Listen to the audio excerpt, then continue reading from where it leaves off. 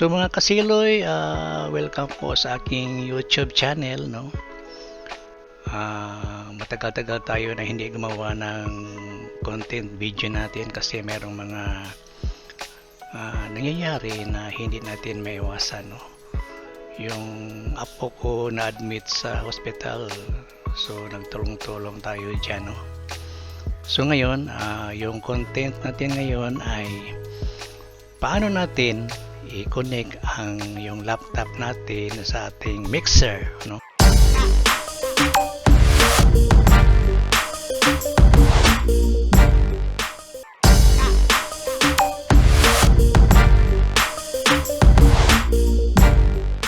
Sa ating amplifier, sa ating mga processor, no? Equalizer at iba pa yung mga gadgets natin yan. So ang iba, no, kasi ang gawin ng iba dyan mag-connect ng mga sound nila ay gagamit sila nito, no? Ito 3.5 TRS na jack, ilagay sa headphone sa laptop, tapos ilagay naman ito sa input sa ating mixer or sa ating amplifier, dyan, no? So palagi natin itong gagamitin, no? Yung connection, yung sound system natin from laptop to mixer. So iba-iba tayong mga paraan, no? Minsan ito ay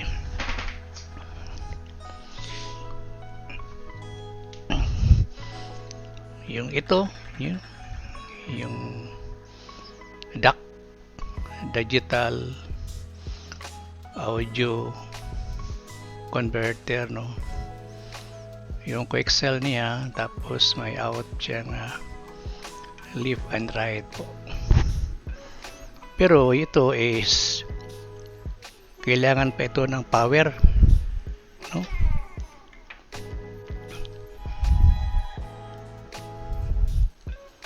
Ito pa, lagyan ito ng power, pagkatapos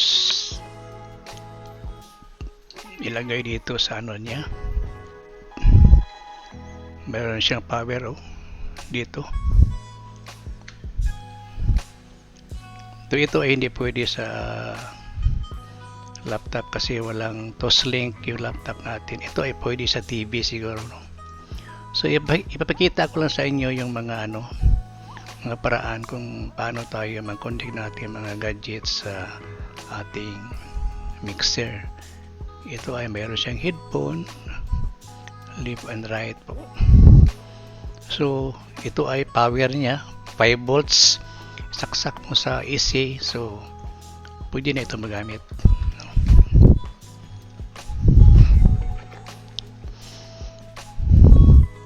Pero ngayon, ipapakita ko sa inyo yung natin. Binili ko sa Lazada. Ito siya po. Ito itong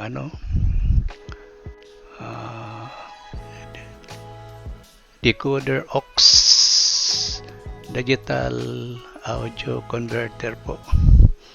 So meron siyang output na left and right. Meron siyang headphone dito, no? Tapos so ang input dito niya ay USB.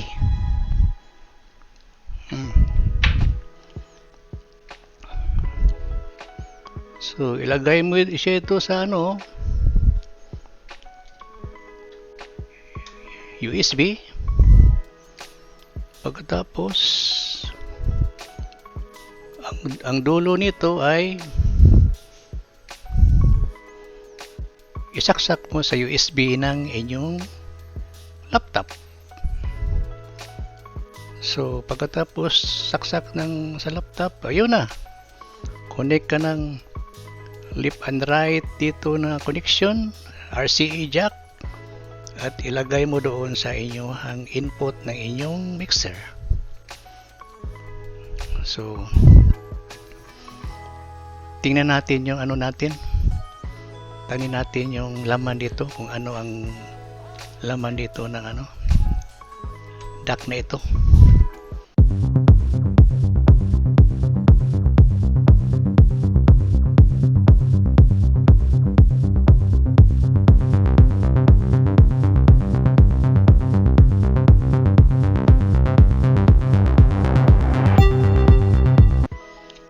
Ito na.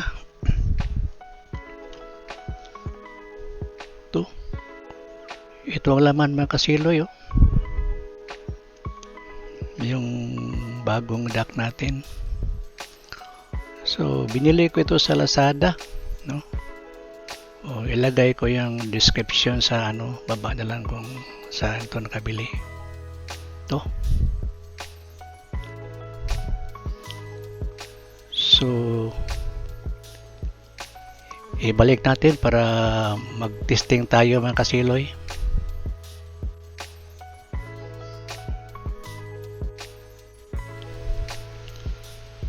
So mga kasiloy, sound check na tayo, no? Ilagay muna natin yung niya, RCA jack dito. Pagkatapos ang dulo dito ay ilagay natin sa input ng ating mixer po. Nandiyan na, nakalagay na po siya.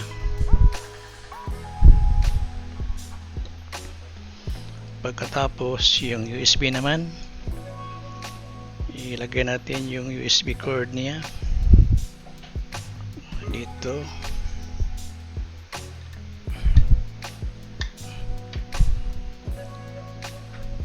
Tapos yung dulo dito mga kasiloy, ilagay natin sa USB natin dito.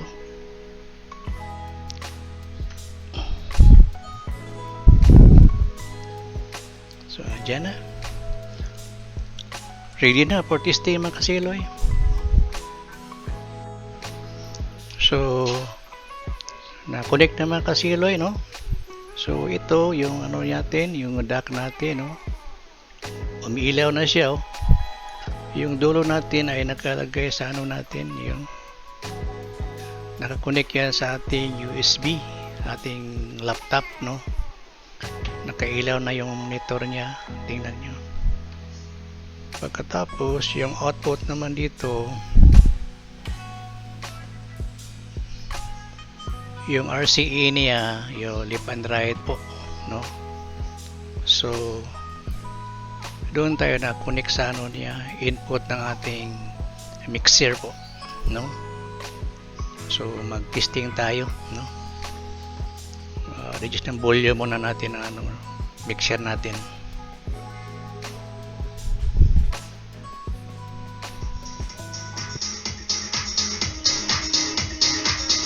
Yan.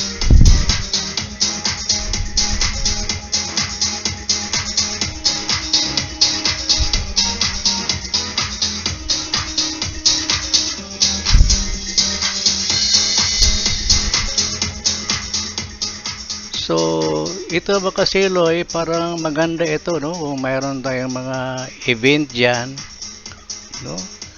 Hindi tayo maglalagay ng dito. Yung ito, hindi natin gamitin eh.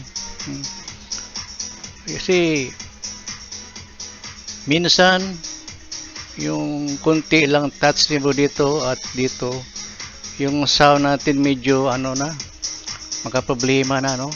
Kung naging tayo sa event, medyo delikado, no? Yung customer natin, no? Masisira yung event natin. Ito ay nakita ko mayroon sealer dito. Yung yung Mackie amplifier po, yung mga gadgets nila. Ano pangalan doon?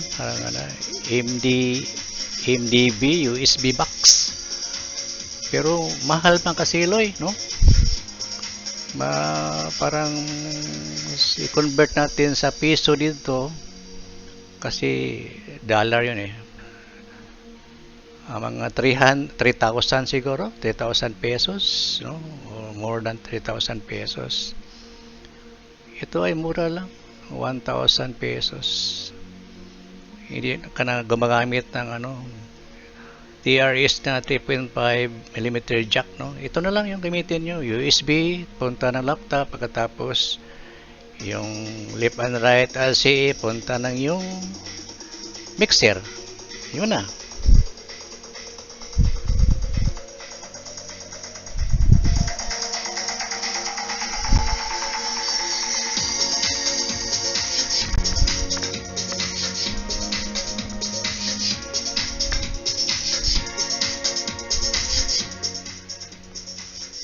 So siguro hanggang dito na lang siguro mga kasiloy, no?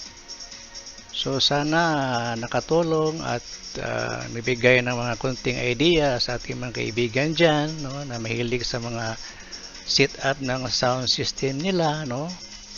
Ah, at sana kung nagustuhan ninyo yung video ko, paki-subscribe lang po at hit yung notification bell para sa next na video ko ay ma-notify ko po kayo, no? At like and share po mga kasiloy.